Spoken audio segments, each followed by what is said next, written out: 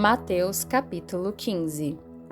Então chegaram ao pé de Jesus uns escribas e fariseus de Jerusalém, dizendo: Por que transgridem os teus discípulos a tradição dos anciãos, pois não lavam as mãos quando comem pão? Ele, porém, respondendo, disse-lhes: Por que transgredis vós também o mandamento de Deus pela vossa tradição? Porque Deus ordenou, dizendo: Honra teu pai e a tua mãe, e quem maldisser ao pai ou à mãe, que morra de morte. Mas vós dizeis: Qualquer que disser ao pai ou à mãe, é oferta ao Senhor, e o que podereis aproveitar de mim, esse não precisa honrar nem ao seu pai, nem à sua mãe. E assim invalidastes pela vossa tradição o mandamento de Deus. Hipócritas, bem profetizou Isaías a vosso respeito, dizendo: Este povo honra-me com os seus lábios, mas o seu coração está longe de mim. Mas em vão me adoram, ensinando doutrinas que são preceitos dos homens. E chamando a si a multidão, disse-lhes: Ouvi e entendei. O que contamina o homem não é o que entra na boca, mas o que sai da boca. Isso é o que contamina o homem.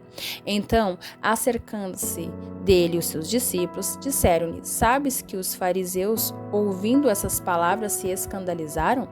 Ele, porém, respondendo, disse: Toda planta que meu Pai Celestial não plantou será arrancada. Deixai os sãos condutores cegos. Ora, se um cego guiar outro cego, ambos cairão na cova. E Pedro, tomando a palavra, disse-lhe: Explica-nos esta parábola.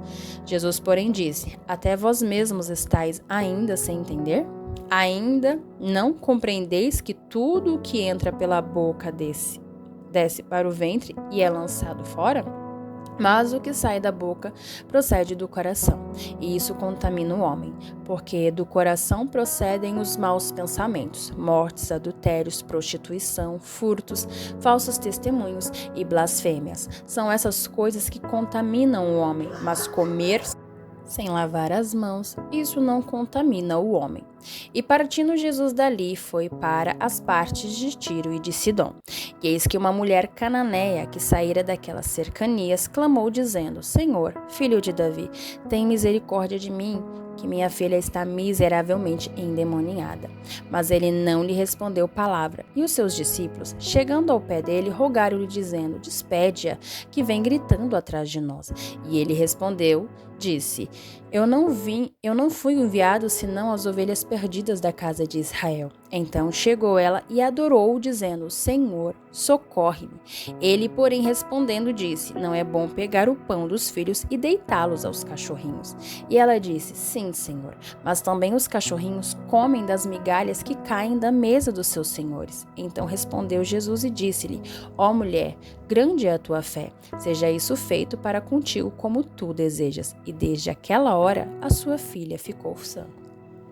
Partindo Jesus dali, chegou ao pé do mar da Galileia e, subindo a um monte, assentou-se lá. E veio ter com ele muito povo, que trazia coxos, cegos, mudos, aleijados e outros muitos. E os puseram aos pés de Jesus, e ele os sarou.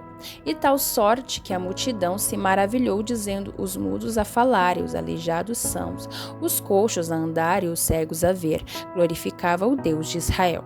E Jesus, chamando os seus discípulos, disse: Tenho compaixão da multidão, porque já está comigo há 3 dias e não tenho o que comer, e não quero despedi-la em jejum para que não desfaleça no caminho.